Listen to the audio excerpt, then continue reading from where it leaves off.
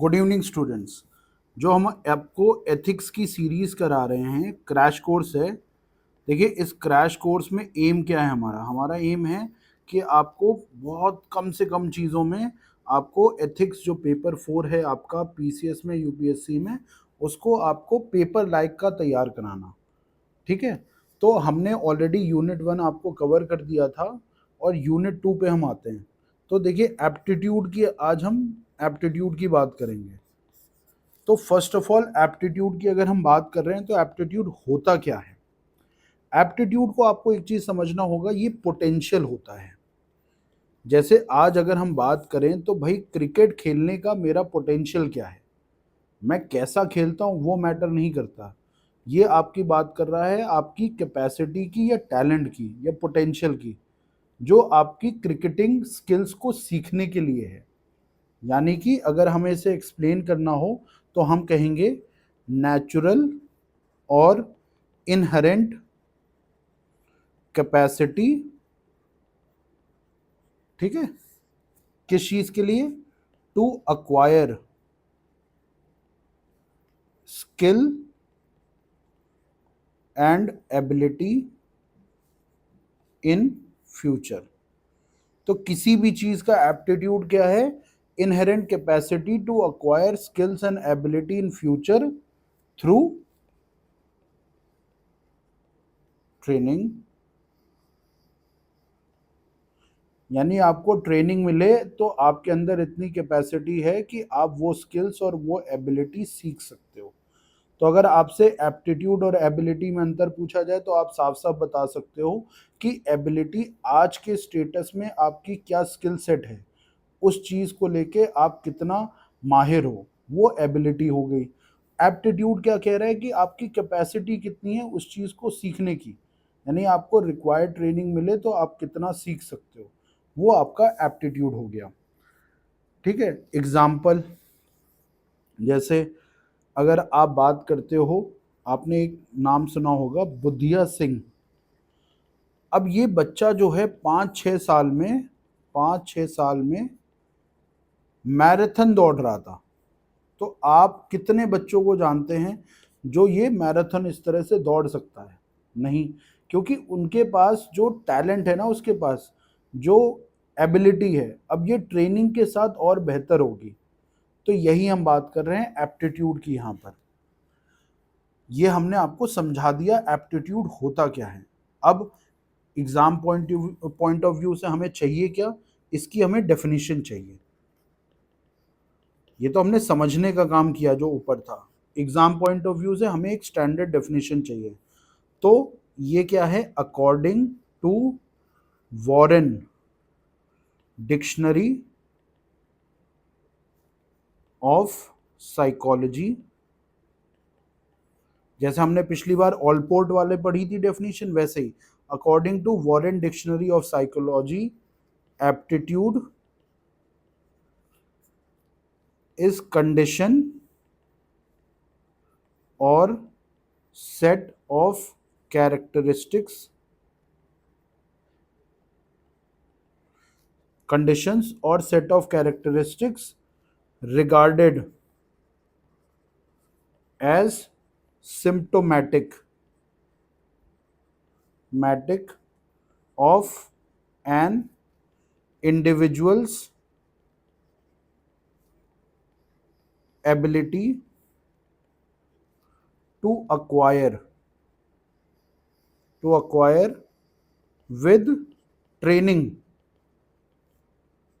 some knowledge या skill. देखो, मैं इसको समझा भी देता हूं। एप्टीट्यूड क्या है आपका? कंडीशन है या सेट ऑफ कैरेक्टरिस्टिक्स हैं? कंडीशंस है या सेट ऑफ कैरेक्टरिस्टिक्स हैं? किस चीज के लिए? जो कि symptomatic of an individual's ability, यानी एक तरह से सिम्टम, उसके आपको सिग्नल्स हैं। Symptomatic of an individual's ability, किस चीज की ability? To acquire with training some knowledge and skill. अगर हम यहाँ पर बुद्धिया सिंह वाली बात करते हैं तो बुद्धिया सिंह का इस उम्र में दौड़ पाना इतना, ये क्या, किस चीज का सिम्टम है? कि ये इस चीज़ का सिम्टम है कि इसको अगर अच्छे से ट्रेन किया जाए तो ये एक बहुत बेहतर मैराथन रनर बन सकता है। तो कंडीशन और set of characteristics regarded as symptomatic of an individual's ability to acquire with training some knowledge या स्किल। ये डेफिनेशन यहीं पर नोट डाउन कर लो और याद कर लो। देखो मेरा काम आपको इस समय एथिक्स बहुत समझाने का नहीं है, आपको एग्जाम के लिए तैयार करने का है। तो ये डेफिनेशन याद कर लो, एप्टीट्यूड का कुछ भी जिक्र होगा यही कि यही बिल्कुल डेफिनेशन लिख देना है, और जो मैंने आपको समझाया है उसको समझाते हुए एक एग्जाम्पल लिख सकते हो।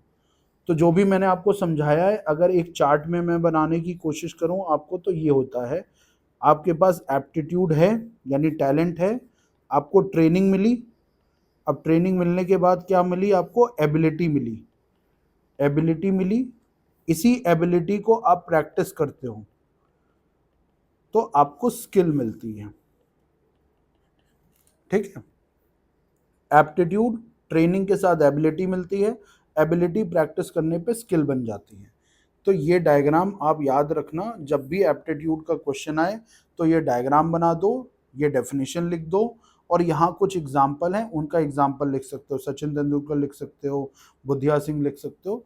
तो ये अपने ही एरिया में जो है इनके एप्टीट्यूड बहुत ज़्यादा था।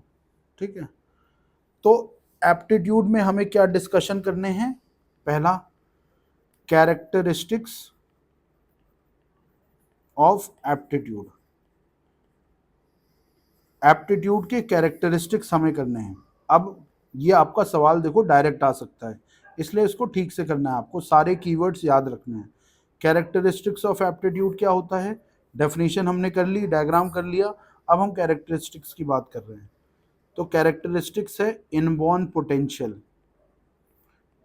यानी भाई आपके ये नेचुरल टैलेंट की बात कर रहा है, इनबॉर्न पोटेंशियल।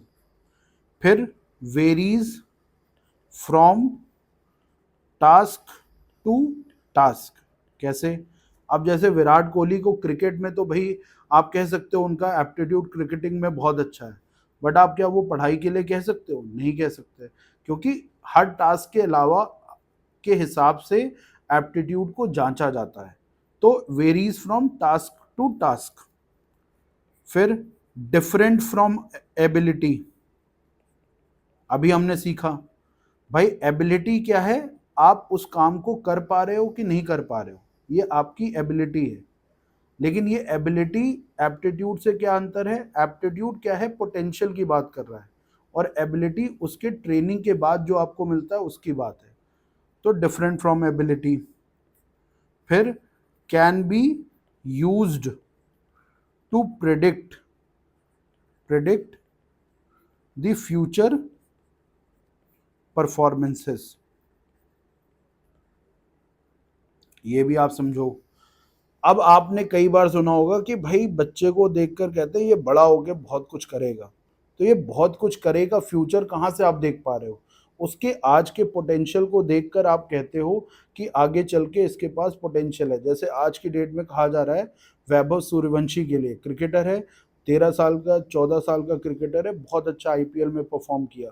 तो लोग जो क्रिकेटिंग वर्ल्ड के जो एक्सपर्ट हैं उनका कहना है कि इस लड़के में बहुत सारा पोटेंशियल है, बहुत सारा क्रिकेटिंग एप्टीट्यूड है। ठीक है, और ये aptitude with training and practice बढ़ेगा और ये आगे चल के बहुत बड़ा लेजेंड बन सकता है। तो यानी कि can be use to predict the future performances. तो यहाँ पर वीडियो को पॉज करके ये 4 कीवर्ड्स को याद कर लो, क्वेश्चन एप्टीट्यूड पे आता है तो ये डिस्कशन ज़रूर करना है कैरेक्टरिस्टिक्स ऑफ एप्टीट्यूड पे। ठीक है, फिर आ जाते हैं हम,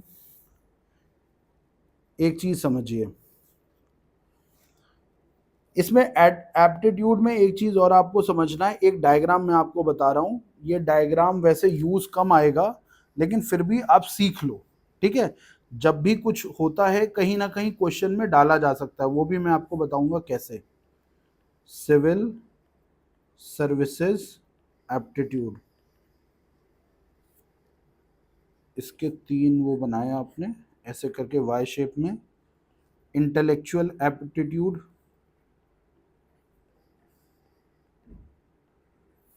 आपने यहां बनाया इमोशनल एप्टीट्यूड,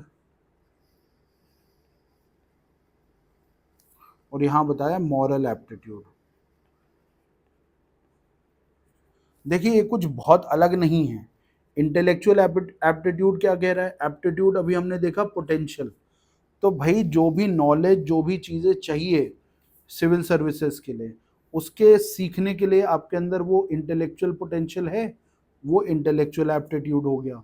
इमोशनल एप्टीट्यूड क्या कहता है कि सिविल सर्विसेज में जो वर्किंग आवर्स होते हैं बहुत टफ होते हैं, बहुत इमोशनली चार्ज्ड अप सिचुएशंस होती हैं। तो ऐसे इमोशंस को हैंडल करने की जो आपको ट्रेनिंग है वो तो मिल जाएगी, लेकिन क्या आपके अंदर वो पोटेंशियल है कि आप ट्रेनिंग के बाद वो चीज़ सीख पाओ? तो इमोशनल एप्टीट्यूड की बात कर रहा है। मॉरल एप्टीट्यूड की बात क्या कर रहा है कि आपके अंदर वो मॉरल स्ट्रक्चर है जो आपके सिखाने पर सिविल सर्विसेज वैल्यूज़ को इनकलकेट कर सके। हो सकता है आपके मॉरल्स बहुत ही अलग हैं सिविल सर्विसेज वैल्यूज़ के, तो ऐसे केस में क्या है कि आपके अंदर वो पोटेंशियल नहीं है वो चीज़ सीखने का। तो मॉरल एप्टीट्यूड की ये बात हो गई। तो ये जो डायग्राम है ना, आप कहाँ कहाँ यूज़ कर सकते हो वो मैं आपको बताता हूँ।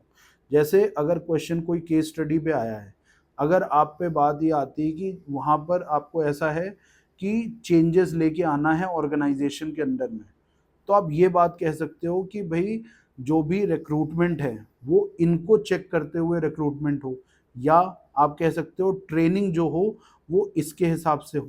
एक चीज़ और क्या आप कह सकते हो कि एप्टीट्यूड का क्वेश्चन है और सिविल सर्वेंट का कंटेक्स्ट है, तो सिविल सर्विसेज के एप्टीट्यूड का भी डिस्कशन आप चला सकते हो। तो ये कुछ क्वेश्चंस हैं। देखो बाकी अभी मैं ये सीरीज खत्म होने के बाद एक दो जो वीडियोस हैं वो सिर्फ क्वेश्चंस पे बनाऊंगा, तब और बेहतर आपको बताऊंगा। जो जो मैंने यहाँ बताया है वो दोबारा नहीं डिस्कस करूंगा, बस रेफरेंस दूंगा कि वो वाला डायग्राम ऐसे ड्रॉ कर देना, वो वाला। तो ये लेक्चर्स देखने बहुत ज़रूरी हैं। ठीक है, ये डायग्राम आपका हो गया, ये आप यूज़ कर सकते हो। अब देखो एप्टीट्यूड में बहुत कुछ नहीं है, तो अगर एप्टीट्यूड में आपने समझ लिया एप्टीट्यूड होता क्या है, पहली चीज़। दूसरा, डेफिनीशन याद कर लो। डेफिनीशन याद करने के बाद एक दो एग्जांपल्स भी आपको पता होने चाहिए। फिर ये वाला डायग्राम याद कर लो और कैरेक्टरिस्टिक्स याद कर लो। इतने में एप्टीट्यूड का क्वेश्चन आपका हैंडल हो जाएगा, आपको बहुत परेशान होने की ज़रूरत नहीं है। अब आ जाते हैं बी। इसी यूनिट में आपका अलग पार्ट क्या है? Foundational civil services values. अभी हमने ऊपर पढ़ा कि भाई कुछ सिविल सर्विसेज के पर्टिकुलर वैल्यूज हैं जो हम चाहते हैं सिविल सर्वेंट की होनी चाहिए। हमने पिछले लेक्चर में भी आपको बताया था वैल्यूज क्या करती हैं। वैल्यूज आपके बिहेवियर को डिफाइन करती हैं, बिहेवियर को।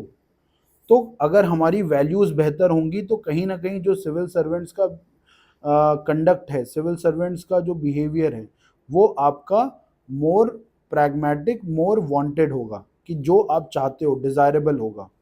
तो हम ऐसी वैल्यूज़ को डिस्कस करेंगे जो आप कहना चाहते हो सिविल सर्विसेज की नींव होती हैं। ऐसी कौन सी वैल्यूज़ हैं भाई साहब? पहली है इंटीग्रिटी। एक डायग्राम से समझाता हूं मैं आपको। Words, actions, beliefs. ये क्या आप सोचते हो, ये बिलीव्स। वर्ड्स क्या कहते हो आप, और एक्शंस क्या करते हो आप। जो इन तीनों का जब समन्वय होगा तब आप कहते हो कि आप में इंटीग्रिटी है। यानी कि जो आप सोचते हो उसी के हिसाब से आप बोलते हो, उसी के हिसाब से आप करते हो। तो क्या कहते हैं इसको हम कह सकते हैं consistency in words, beliefs, actions and behaviours. तो इंटीग्रिटी को आसान भाषा में समझें तो क्या है? कंसिस्टेंसी है। किस चीज में कंसिस्टेंसी है? कि जो आप कह रहे हो, जो सोच रहे हो, या जो कर रहे हो, इसमें कंसिस्टेंसी होनी चाहिए। ठीक है, तो इसको एक और तरीके से आप समझ लीजिए। इसका मतलब ये है कि आप जो है मॉरल एंड एथिकल एक्शन में तो हो ही हो, सोचने में भी हो। अब इसका अंतर समझाता हूं। सामने पैसे रखें, ठीक है, या आप छोड़ो सबको, आप सिविल सर्वेंट बन गए हो, अगर आपके मन में आता है कि यार करप्शन कर लें क्या, लेकिन आपने करप्शन किया नहीं, लेकिन आपके मन में आया क्या करप्शन कर लें क्या, तो ये इंटीग्रिटी के खिलाफ है। क्यों? भले आपने एक्शन में नहीं किया, लेकिन अगर आप थॉट्स में उस चीज को करने की कोशिश करते हो या उस चीज के बारे में सोचते हो, तो भी आपकी इंटीग्रिटी वहां पर कहीं ना कहीं उसके अगेंस्ट आप जा रहे हो, इंटीग्रिटी के अगेंस्ट जा रहे हो। तो वही है, मॉरल और एथिकल सिर्फ एक्शंस में नहीं, थॉट्स में भी। तो ये दो सेंटेंस से आप समझ जाओगे कि इंटीग्रिटी क्या होता है। अगर आपका सवाल आता है डायरेक्ट किसी वैल्यू पर, देखो इस सेक्शन में क्या आ सकता है, हो सकता है कि आपको शॉर्ट नोट लिखने को आ जाए तो आप लिख सकते हो। दूसरा क्या आ सकता है कि आपको नेसेसिटी बताने की बात कर रहा हो कि भाई integrity why it is significant for civil services, या कोई दूसरी फाउंडेशनल वैल्यू आपको बोल देगा और पूछेगा what why it is significant for civil services. तो पहली बात तो आपको पता होनी चाहिए वो वैल्यू होती क्या है, ठीक है। अब आपको एक और चीज समझाने की जरूरत है कि इंटीग्रिटी और ऑनेस्टी में अंतर क्या होता है। Integrity versus honesty. भाई ऑनेस्टी सिर्फ कहता है कि आप ट्रुथफुल हो, क्या हो, ट्रुथफुल, आप सच बोल रहे हो। और यहां आपसे क्या कह रहा है इंटीग्रिटी में, कि आप एथिकल या राइट एक्शन कर रहे हो, राइट एक्शन एंड थॉट्स। आप समझिए एग्जाम्पल से, भाई मान लीजिए मैंने क्या किया, मैं एक घर पे गया, मुझे वहां पे बहुत ही सुंदर सा ईयरफोन दिखा और मैंने उठा लिया। मैंने उठाने के बाद क्या है, 5 दिन बाद जो है उसी व्यक्ति को बता दिया, भाई यार मैंने तुम्हारा ईयरफोन जो है चोरी कर लिया था। तो क्या मैं ऑनेस्ट हूँ? बिल्कुल ऑनेस्ट हूँ, मैंने चोरी करी, लेकिन मैंने बताया भी कि भाई मैंने चोरी करी थी, तो यानी मैं सच्चा हूँ, ट्रूथफुल हूँ, तो मैं ऑनेस्ट व्यक्ति हूँ। क्या मैं इंटीग्रिटी भी फॉलो कर रहा हूँ? नहीं। इंटीग्रिटी क्या कहता है कि आपको एथिकल एक्शन करना है, तो चोरी करना एथिकल एक्शन नहीं हो सकता। तो आप इंटीग्रिटी फॉलो नहीं कर रहे हो, लेकिन ऑनेस्टी, आपने सच्चाई बताकर ऑनेस्टी तो अचीव कर ली, बट चोरी करते ही आप इंटीग्रिटी के अगेंस्ट हो गए, ठीक है। तो ये आपको समझना होगा इंटीग्रिटी और ऑनेस्टी में अंतर। तो हो सकता है आपको यहाँ पे डायरेक्ट शॉर्ट नोट्स में इंटीग्रिटी और ऑनेस्टी का अंतर पूछ सकता है, ठीक है। अब इंटीग्रिटी में देखो कुछ टाइप्स होते हैं, टाइप्स ऑफ इंटीग्रिटी, उनको भी हम देख लेते हैं। एक हो गया इंटेलेक्चुअल। देखो नोट्स बनाते रहो, जो भी आपको समझ में आ रहा है आप लिखते रहो, बहुत छोटे में आपका पेपर 4 में करा दूंगा, पीसीएस लायक तो बहुत आराम से करा रहा हूं मैं आपको, प्रोफेशनल। अब देखो टाइप्स ऑफ इंटीग्रिटी कैसे है। इंटेलेक्चुअल, अब इंटेलेक्चुअल कैसे कि कंसिस्टेंट, अभी हमने इंटीग्रिटी में पढ़ा था आगे कि कंसिस्टेंसी की बात करता है, तो किस चीज से कंसिस्टेंट है?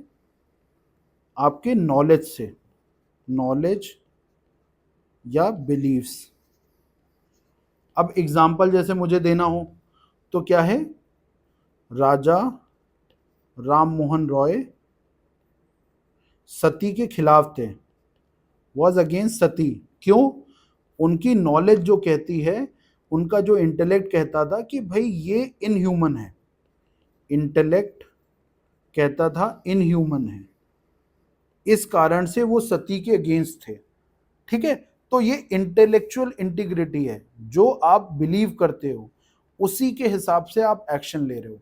आप बिलीव करते हो कि सती इनह्यूमन एक्ट है, इसीलिए आप सती का अपोज कर रहे हो, तो इंटेलेक्चुअल इंटीग्रिटी की बात हो रही है।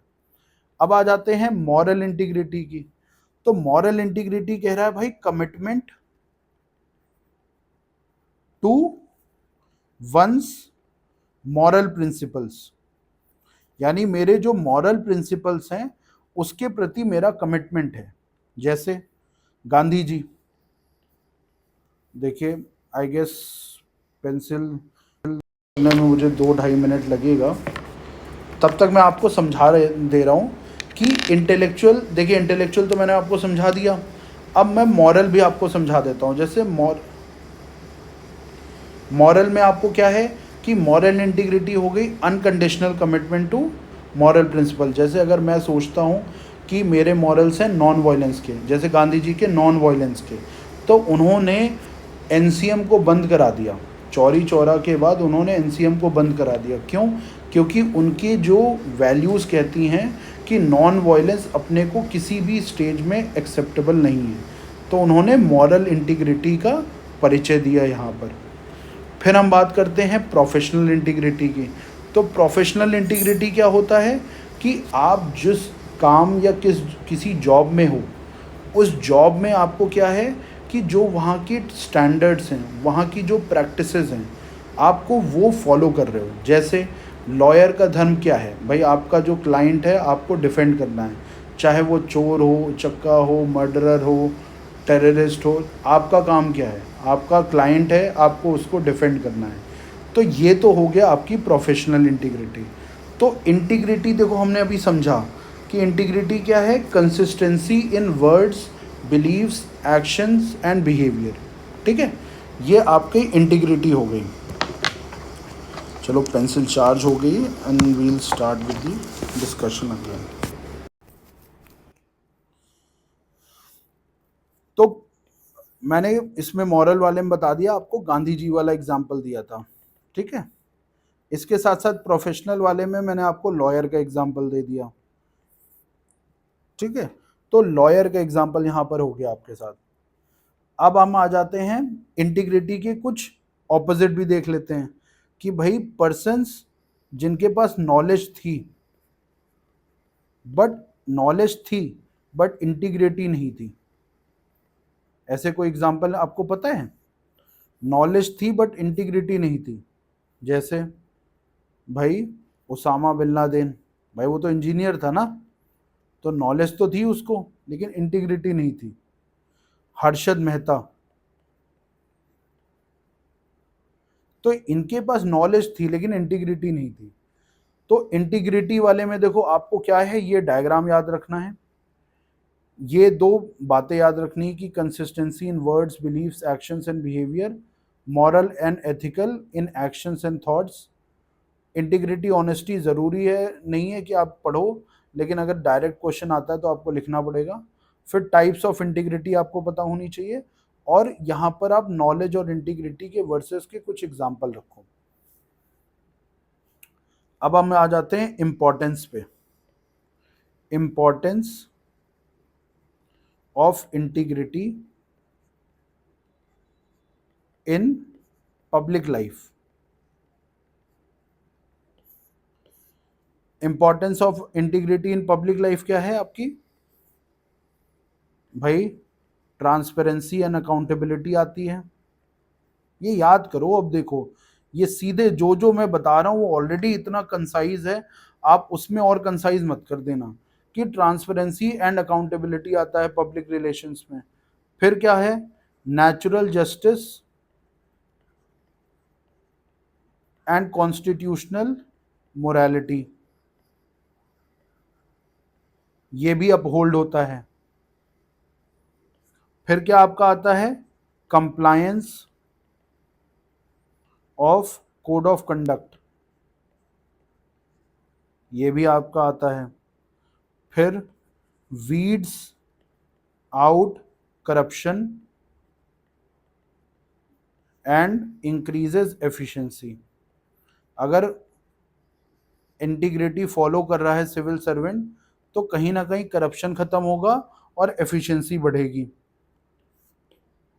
Equitable use of public resources, जैसे एग्जाम्पल में देखो, ये एग्जाम्पल्स की एक अलग से मैं लिस्ट और आपको वीडियो दूंगा। एग्जाम्पल जैसे लाल बहादुर शास्त्री जी से, भाई वो जो है ऑफिशियल व्हीकल अपने पर्सनल यूज़ के लिए नहीं यूज़ करते थे। तो कहीं ना कहीं अगर आपके अंदर इंटीग्रिटी है तो equitable use of public resources हुआ कि नहीं हुआ? यहाँ पर आप एग्जाम्पल ऐसे लिखोगे आप। ठीक है, फिर builds trust and leadership skills. तो अगर आपका जो है सिविल सर्वेंट हो या लीडर हो पर से, अगर आपको उसके अंदर इंटीग्रिटी दिखती है तो कहीं ना कहीं ट्रस्ट डेवलप होता है कि नहीं होता है। तो वही चीज़ है यहाँ पर। तो ये कुछ पॉइंट्स मैं फिर से रिपीट कर दे रहा हूँ आपको। ट्रांसपेरेंसी और अकाउंटेबिलिटी आती है, नेचुरल जस्टिस और कॉन्स्टिट्यूशनल मोरालिटी, ये आपको एक्सप्लेन करना है आगे, मैं सिर्फ कीवर्ड बता रहा हूँ आपको। ये कीवर्ड्स याद कर लो ताकि अगर डायरेक्ट क्वेश्चन आता है तो ये कि ये लिखना है आपको। Compliance of code of conduct, फिर करप्शन वीड आउट करता है, एफिशिएंसी बढ़ाता है, equitable use of public resources, builds trust and leadership skills. तो दो दो चार दो छः, छः पॉइंट आपको मैंने वहाँ पर बता दिए। तो ये 6 पॉइंट्स आप इंपॉर्टेंस ऑफ इंटीग्रिटी में लिखते हो। अगर इंटीग्रिटी पे डायरेक्ट सवाल आएगा तो आप पहले तो डायग्राम से समझा देना, फिर टाइप्स पे बात कर लेना, फिर इंपॉर्टेंस पे बात कर लेना। इसके अलावा एक और डिस्कशन हम कर लेते हैं कि भाई इसको इनकलकेट कैसे करेंगे। आपने बता दिया भाई फ़ायदा क्या है, आपने बता दिया होता क्या है, वो सब तो ठीक है। आप इंटीग्रिटी को इनकलकेट कैसे करोगे, वेज टू इनकलकेट इंटीग्रिटी। इसमें क्या कहा है, सेकंड एआरसी क्या कह रही है, सेकंड एआरसी कह रही है कि bringing out code of ethics. Second ARC क्या कह रही है, bringing out code of conduct, code of ethics. ये आप लिखो सेकंड एआरसी, वहां पे इससे स्पेसिफिसिटी आती है। फिर institutional mechanism, institutional mechanism, institutional mechanism क्या है भाई साहब। पहला देखो, प्रिवेंशन ऑफ करप्शन एक्ट 2019। ये एक्ट क्या कर रही है भाई, करप्शन को रोक रही है। तो कहीं ना कहीं आप इंटीग्रिटी इंस्टिल करने की कोशिश कर रहे हो। सीसीएस रूल्स, कोड ऑफ, ये क्या है आपके सेंट्रल सिविल सर्विसेज रूल्स हैं। फिर सीवीसी, विजिलेंस डिपार्टमेंट आपका हो गया, सीबीआई, ईडी, ठीक है, ईडी, लोकपाल, लोकायुक्त, लोकपाल, लोकायुक्त, ठीक है। इसके अलावा आरटीआई, ये सब इंस्टीट्यूशनल मैकेनिज्म है। कहीं ना कहीं ये क्या कर रही हैं, सिविल सर्वेंट्स को इंटीग्रिटी फॉलो करने के लिए मोटिवेट और मजबूर दोनों कर रही हैं एक साथ साथ, ठीक है। Institutional mechanism. सेकेंड एआरसी से हमने पढ़ा कोड ऑफ एथिक्स की बात करी। फिर तीसरा पॉइंट भी आप लिखिए, एटीट्यूडनल चेंज। आगे हम जो नेक्स्ट हमारे लेक्चर होंगे नेक्स्ट यूनिट के, उसमें हम एटीट्यूड भी पढ़ेंगे। तो अभी के लिए आप पढ़िए एटीट्यूडनल चेंज क्या है, इसका एग्जाम्पल भी एक देख लेते हैं। देबो ना नेबो ना, देबो ना नेबो ना इनिशिएटिव है, किसका है भाई, ये एस लक्ष्मण आईएएस इन असम। अब देखो ये आपका होमवर्क है, आप ये पढ़ोगे देबोना नेबोना इनिशिएटिव क्या था। तो इससे आप कहीं ना कहीं जब एटीट्यूडनल चेंज की आप बात कर रहे हो, तो एटीट्यूड क्या है आपका, एक तरह से इंक्लिनेशन होता है। तो इंक्लिनेशन चेंज करने की बात हो रही है यहाँ पर, एटीट्यूडनल चेंज। फिर आप डी में लिखिए अकाउंटेबिलिटी मैकेनिज्म। सोचना नहीं है आपको, देखो ये सारे नोट्स आप बनाओ, सारे आंसर्स में यही लिखना है, ठीक है। अकाउंटेबिलिटी मैकेनिज्म, अकाउंटेबिलिटी मैकेनिज्म क्या है, social audit, role of media और grievance redressal, grievance redressal mechanism. तो ये क्या कर रही है, जैसे अकाउंटेबिलिटी, तो आपके पास ये रास्ते हैं जब आप सिविल सर्वेंट को अकाउंटेबल होल्ड कर सकते हो। तो सिविल सर्वेंट को पता है कि भाई हमको अकाउंटेबल होल्ड किया जा सकता है, तो वो कहीं ना कहीं जो बिहेवियर रखेगा, कहीं ना कहीं जो वैल्यूज इनकलकेट होंगी, तो वो इंटीग्रिटी को डेवलप करने में मदद करेगी। ये इनडायरेक्ट तरीका है। जैसे ई, अदर्स में आप लिख लीजिए, अदर्स में क्या है, इंटीग्रिटी पैक्ट, आप ये पढ़िएगा कि इंटीग्रिटी पैक्ट क्या होता है, ठीक है। इंटीग्रिटी एक अग्रीमेंट होता है, ठीक है, कि आप कह रहे हो कि हम भाई एंटी करप्शन प्रैक्टिसेस को फॉलो करेंगे, एक तरह से अग्रीमेंट है integrity pact. 360 degree appraisal report, appraisal क्या है भाई, आप उनको परफॉर्मेंस रेटिंग दे रहे हो उसी हिसाब से, तो कहीं ना कहीं ये भी इंटीग्रिटी और अच्छे बिहेवियर को मोटिवेट करता है। फिर कंपल्सरी रिटायरमेंट, ये आपने पनिशमेंट दे रहे हो, ये तो आपने रिवॉर्ड था एक तरह का कि आप इंटीग्रिटी फॉलो करो आपको फायदा होगा, ये क्या है, पनिशमेंट है, ठीक है, कंपल्सरी रिटायरमेंट। तो इंटीग्रिटी में हमने क्या क्या पढ़ लिया कि भाई इंटीग्रिटी को इनकलकेट सिविल सर्वेंट्स में कैसे करोगे आप। सेकेंड एआरसी ने कहा कि आप कोड ऑफ एथिक्स लेके आओ।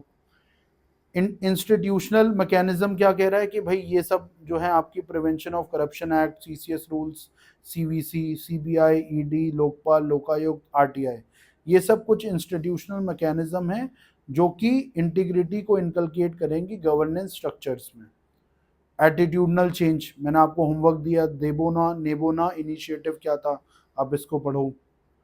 Accountability mechanism, social audit, role of media, grievance redressal mechanism, ये कुछ मैंने आपको अकाउंटेबिलिटी के मैकेनिज्म बताए जो कि आपकी इंटीग्रिटी को इंश्योर करती है गवर्नेंस में। फिर अदर्स में मैंने आपको इंटीग्रिटी पैक्ट बताया, 360 डिग्री अप्रेजल रिपोर्ट बताया और कंपलसरी रिटायरमेंट बताया। तो देखो इंटीग्रिटी सबसे इंपॉर्टेंट वैल्यू है, अगर सवाल आपसे पूछा जाएगा तो सबसे ज़्यादा चांसेस है इंटीग्रिटी पे पूछा जाए, तो इंटीग्रिटी मैंने आपको बहुत बेहतर तरीके से करा दिया। तो ये तो हो गया आज का लेक्चर। देखिए दो दो पार्ट में मैं यूनिट करा रहा हूँ क्योंकि बहुत लंबा वीडियो हो जाता है ना, तो देखा भी नहीं होता, और कई बार क्या वीडियो में किसी तरह की टेक्निकल दिक्कत आ जाती है तो पूरा वीडियो दोबारा बनाना पड़ जाता है। तो क्या है कि आज का लेक्चर इतना ही, इसी का दूसरा पार्ट हम कर कर एप्टीट्यूड वाला यूनिट पूरा कंप्लीट कर देंगे, ठीक है। Thank you students.